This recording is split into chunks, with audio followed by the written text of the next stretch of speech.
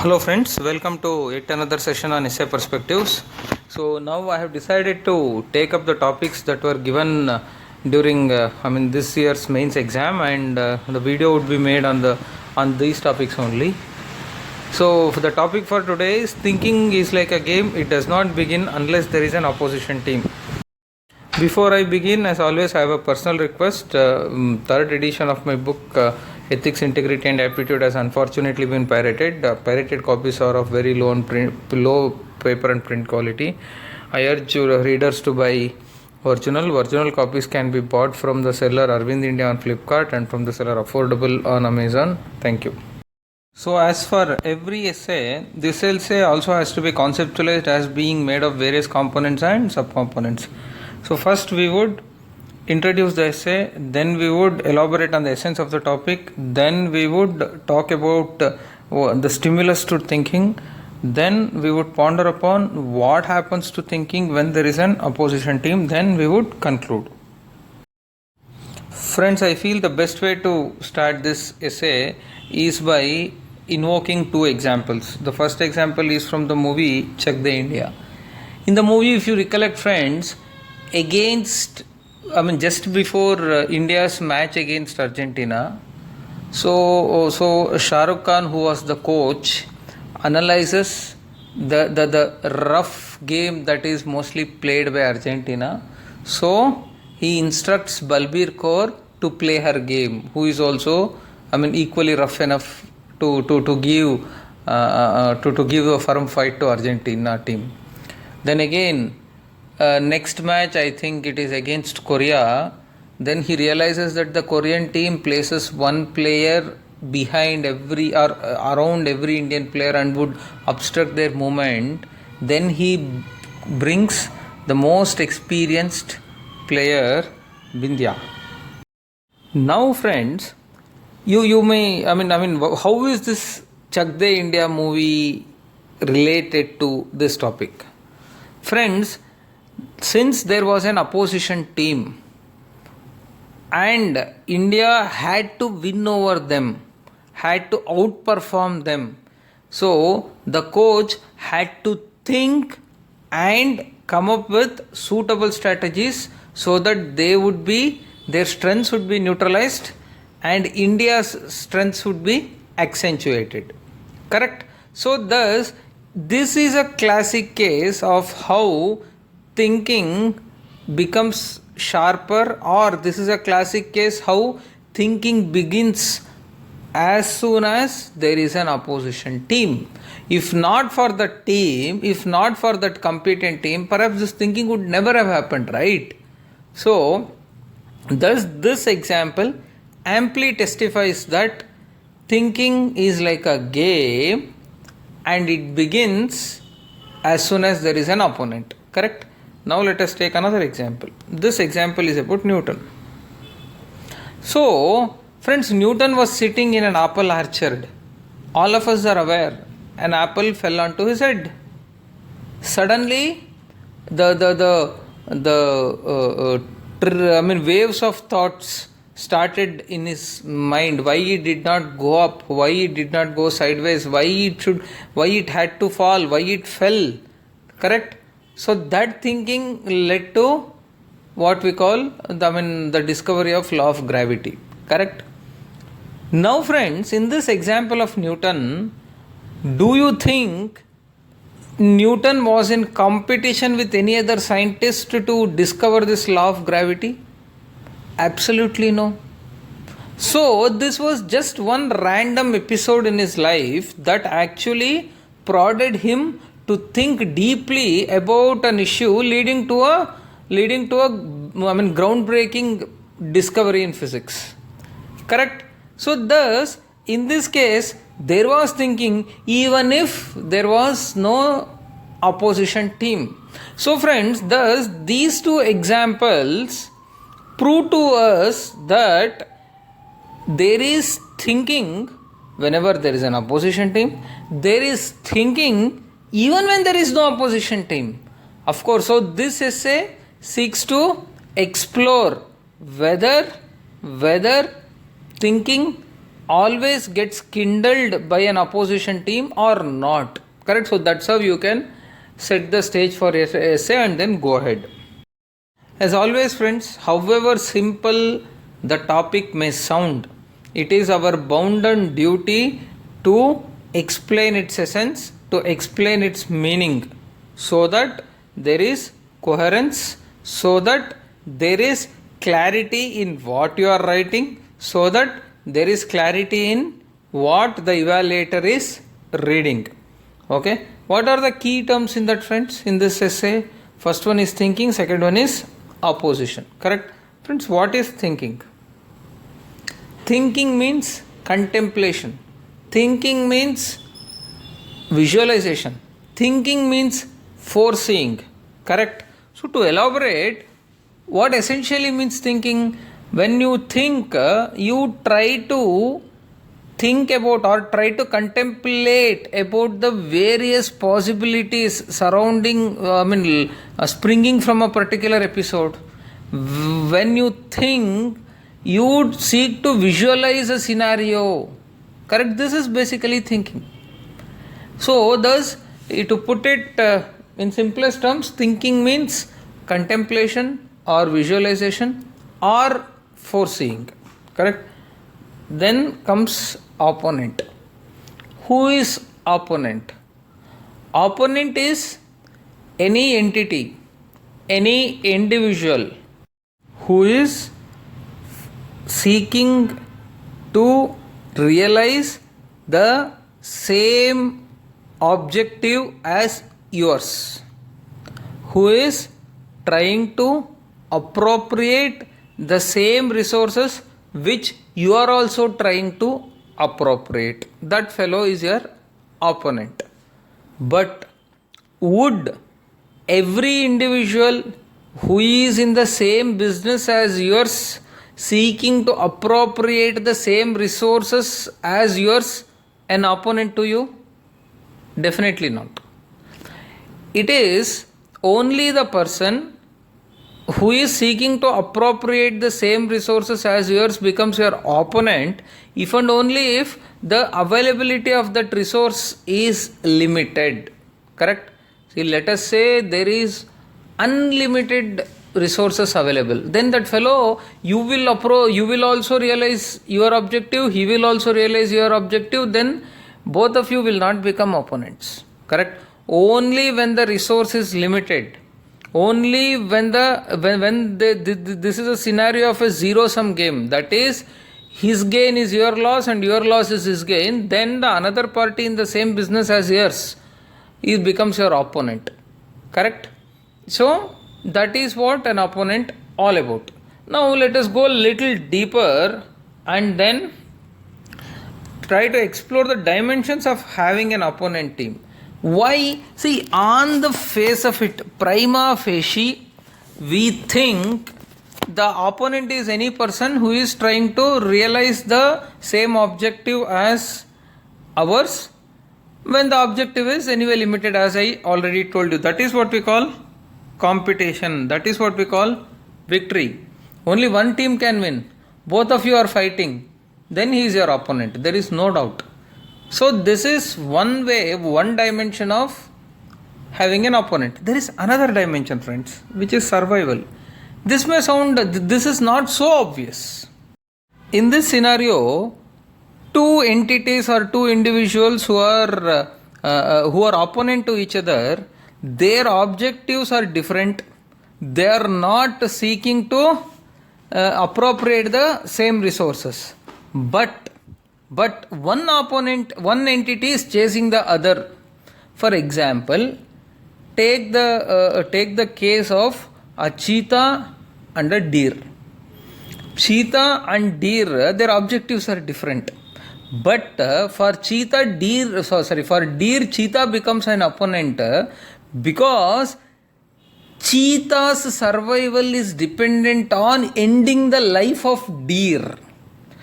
If deer has to survive, it has to fight against the cheetah. Thus, opponent is any individual or entity who is trying to appropriate the same resource which you are trying to appropriate, or it can be any entity or a person who is trying to who is detrimental to your interests, who is detrimental to your survival. Okay, though that fellow is into some other business, then they are also your opponents. I'll give you one more example.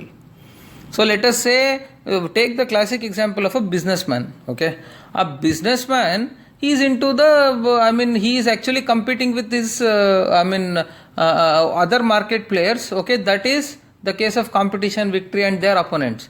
Let us say there is a corrupt regulator. The corrupt regulator is trying to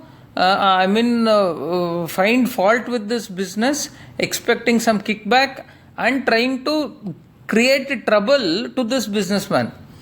So then don't you think the regulator who is unjust is also an opponent to the businessman? So this businessman has to, on one hand, for winning the competition, has to fight with the market player.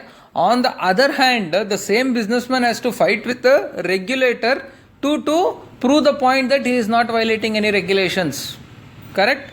So thus, opponent has two different dimensions. Let's not get carried away only by the dimension of competition. Okay? Now let us put these two things together, friends. Thinking and opponent. Okay? So once you put these two things together, you would be able to decipher the meaning of the statement clearly. Okay? This statement essentially indicates that a person resorts to contemplation or visualization or foreseeing if and only if there is another entity or an individual who is either trying to be detrimental to his survival or trying to appropriate the same resources which this given person is trying to appropriate when the resources are limited. So this is what the meaning of this statement. That means this contemplation, visualization, foreseeing happens only in these scenarios. It does not happen in other scenarios, is what the statement is trying to indicate.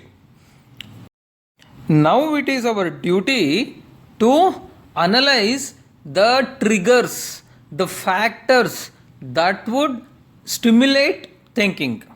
Okay, next slide is all about that.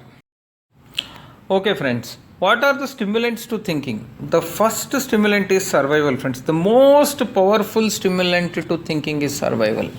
A person thinks deep, a person thinks quick, a person thinks hard only when he is presented with life or death situation.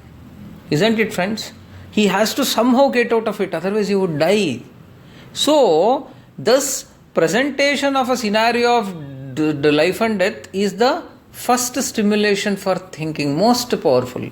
You may dismiss thinking in other scenarios, but in a scenario of life and death survival, then you cannot dismiss that. You will go. Correct? The classic example is the Cold War between US and USSR. USSR had outnumbered US in terms of weapons, in terms of ammunition, in terms of number of soldiers, etc., etc. But yet US was presented with this scenario of having to take on mighty USSR in the war in the making. Correct? Then it was a life and death scenario. Then America had to think, US had to think and come up with some solution that would neutralize the physical might of USSR military. The result is, all of us are aware, the invention of guided missiles, precision strikes, etc., etc., where you need not have to be physically present at a place. You can stay at a longer distances and guide a missile to target to attack a particular target.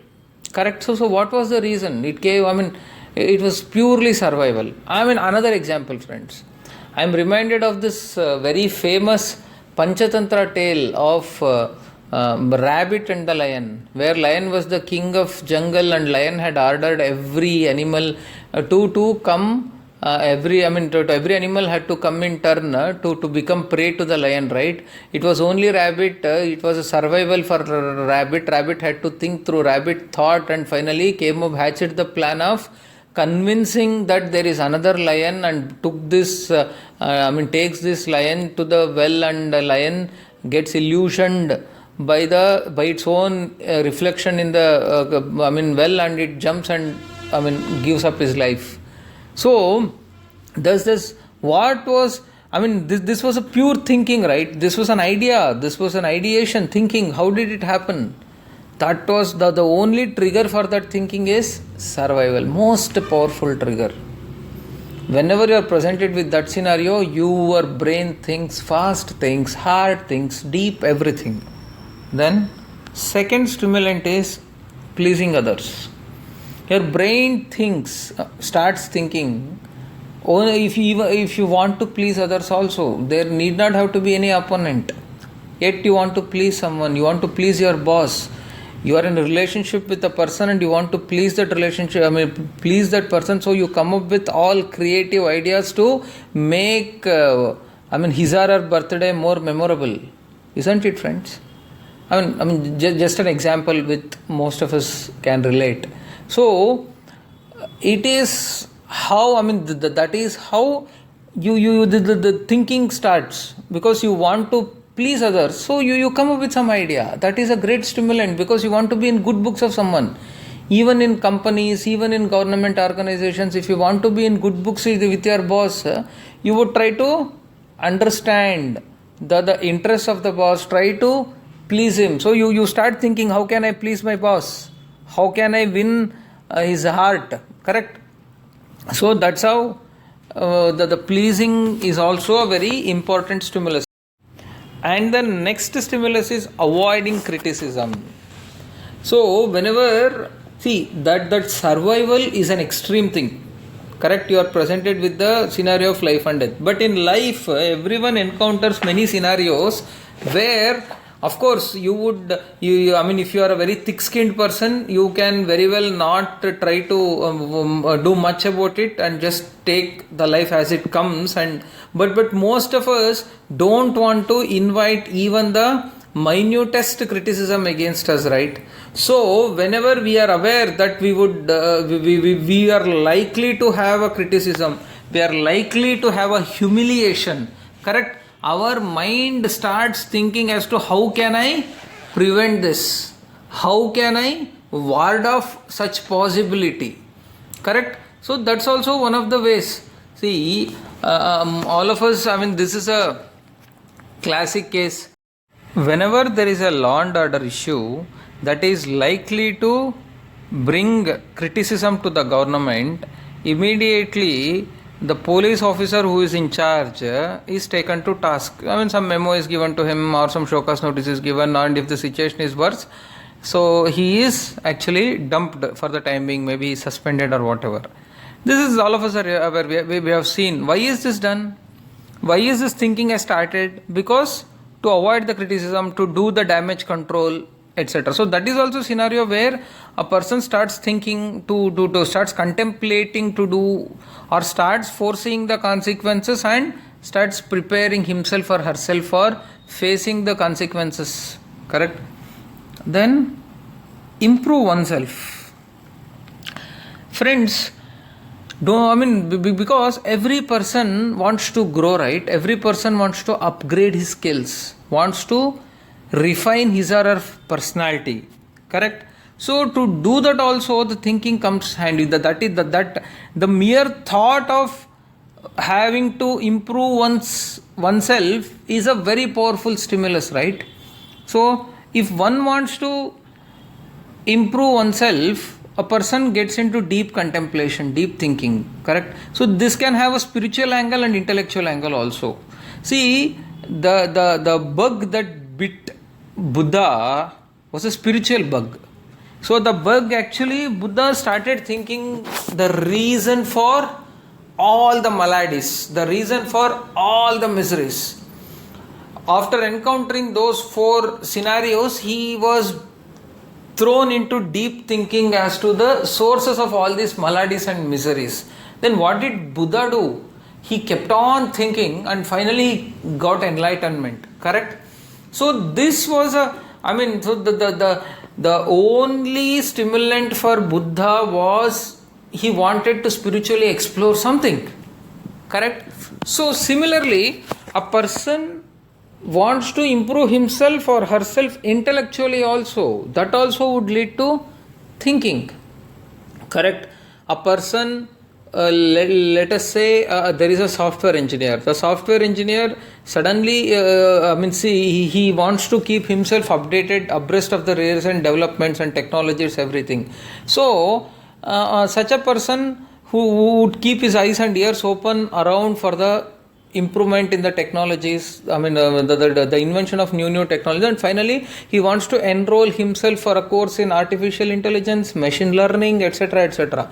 So what is the stimulant? Why? What has led to the thought that I should upgrade my skills in that? That is the innate passion or desire to improve himself or herself intellectually. Correct?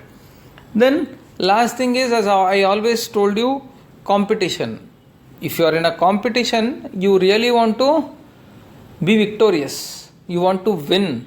You want to defeat. You want to strengthen your strengths, convert your weaknesses into strengths. You want to weaken the strengths of the opponents. You want to strengthen the weaknesses of your opponents. All these things come into picture. So, thus, friends, these are all the various stimulants that lead to thinking. Of all these stimulants, friends, only survival and competition to some extent are related to scenario of having an opposition party, opponent. Correct? All other scenarios, a person thinks on his own. A person need not have to have an opposition to have a thinking. See, the statement clearly, categorically says, thinking is like a game. It does not begin unless there is an opposition team.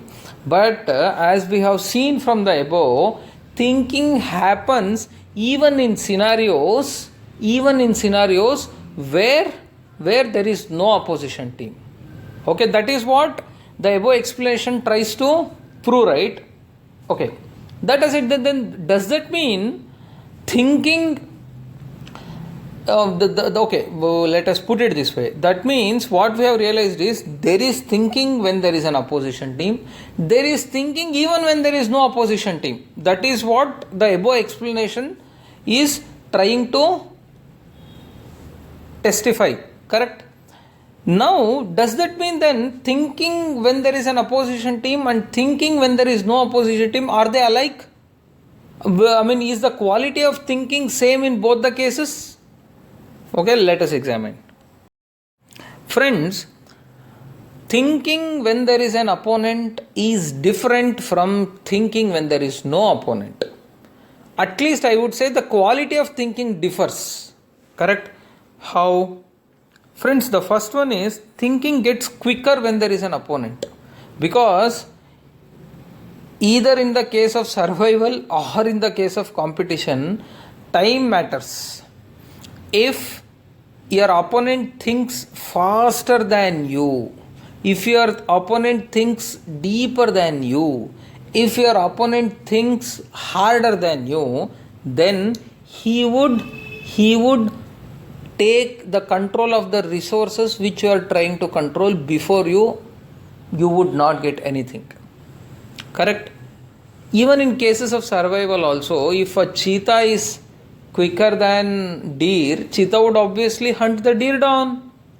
So that thinking gets quicker when there is an opponent. If there is no opponent, of course you can do the things at your own pace. But if your opponent is there, then you should do the things before him or her. That's the whole point.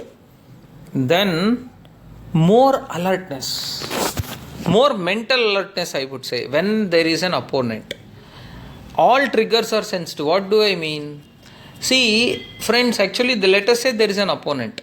Then you would be so careful that you would have your own points, you would have your own mechanism to sense every possible trigger of actions that have some consequence on you.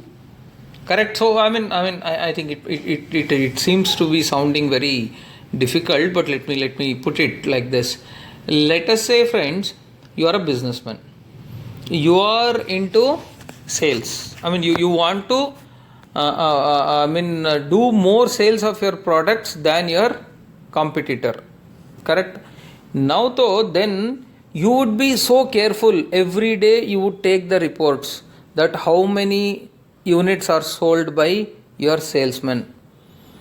If you are the only player, let us say on day 1 your salesman have sold 100 units.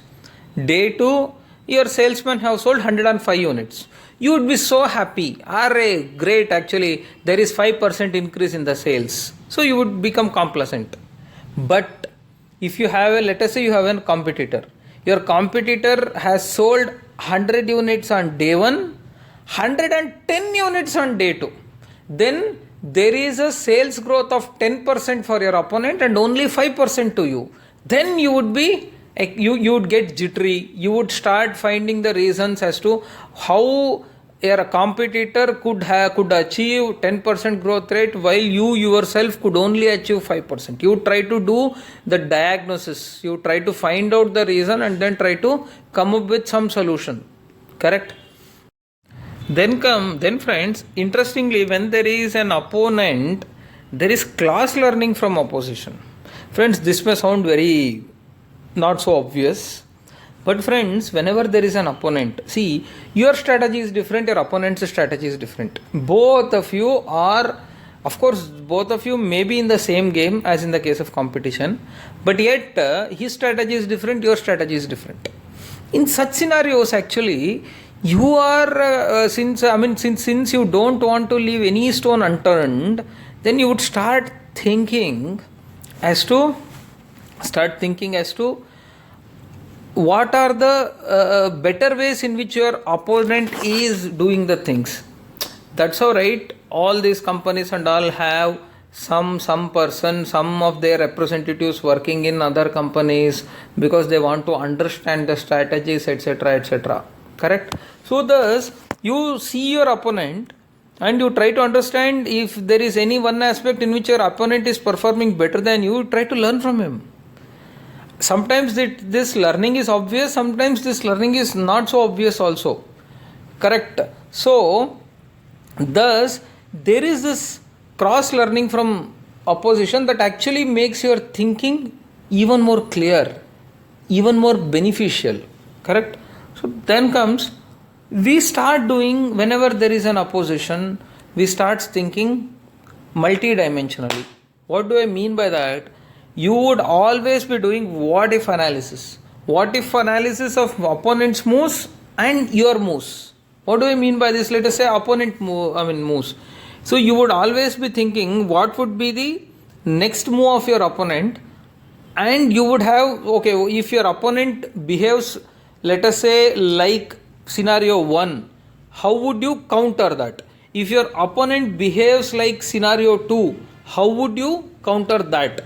If he behaves like scenario 3, how would you counter that? So that what if analysis you would be doing. That is that actually makes your thinking more multi-dimensional. Similarly, your moves also you would be thinking, if I take action 1, how would opponent react? If I undertake action 2, how would opponent react? If I take action 3, how would opponent react? So thus, there would be a lot of what if analysis going on, and this actually makes your thinking more structured also. So without an opponent, you would not do all those things. There would be nothing, there would be blind thinking. But now there is magical thinking. Now there is structured thinking. So then friends, All this while I have told you that opponent, whenever there is an opponent, you think faster, think quicker, think deeper, think harder, etc. etc. But does that mean having an opponent always has a positive impact on your thinking? Need not be. There is a flip side to that too. Sometimes whenever there is an opponent, you get too much of your opponent. You get into that emotional fight with your opponent, you miss the big picture. Too much focus on opponent leads to missing of bigger picture most of the times. Friends, let us say the classic example, let us take it this way. Let us say there are two typewriter, we are aware of typewriters, right? They used to exist when we were kids, most of us, we have seen. There is a competition between two typewriter makers, okay? This typewriter maker is just trying to, he's in tough competition with another typewriter maker, and his objective, his single-minded focus is to achieve more sales growth than his opponent. Correct? In this cutthroat competition, he is so much lost in just trying to improve his sales, he totally forgot to upgrade himself to computers. Correct? So this company, both the companies would get shut down after a while because the technology becomes obsolete. So sometimes this too much of competition actually makes their thinking narrow, single-minded, unidirectional, so leading to missing bigger picture, leading to missing better possibilities, better opportunities. Correct, friends? Let us say, let us also take another example. Let us say there are two students. Their objective is to top the class. So when these two students are so much involved in just consuming the academic literature to top the class, to score higher marks, but they miss that there are other students who have upgraded their other skills which are more valid in the job market, and these people miss out. So thus having an opponent has the negative impact of narrowing one's thinking, cutting the different dimensions of thinking also. But of course this one, if one is very cautious, one is aware that one has to think beyond the opponent also, then of course it's actually good. Okay, friends, all this, after all this discussion, now it is time for conclusion. Conclusion is very simple. From the above discussion, it becomes amply clear that thinking need not wait till there is an opponent. Thinking can happen even in the absence of an opposition team. However, if the introduction of an opponent would actually sharpens, quickens, deepens the thinking. Correct? If a person learns the art of thinking for improving oneself even in the absence of any opponent, I think that is the best use of thinking, friends. Whenever there is an opponent, everybody would think. Correct? But even in the absence of an opponent, if a person starts thinking to improve oneself intellectually or spiritually, then that is the best possible usage to which thinking can be put. Friends, okay, I think I have made myself clear, friends. See, because our essays have to be analytical and critical. You cannot take the topic on its face value and can just justify the topic as it is. The statements need not be true, friends. You are aspiring civil servants. You are supposed to have your own opinions. You are supposed to subject everything to critical inquiry before forming your opinions and before coming up with some solution. Correct? So thus it is important for us to go a little deeper and give analytical touch to our essays, so that we would fare better than the rest and we would bag better than average marks. Okay friends, all the best. Thank you.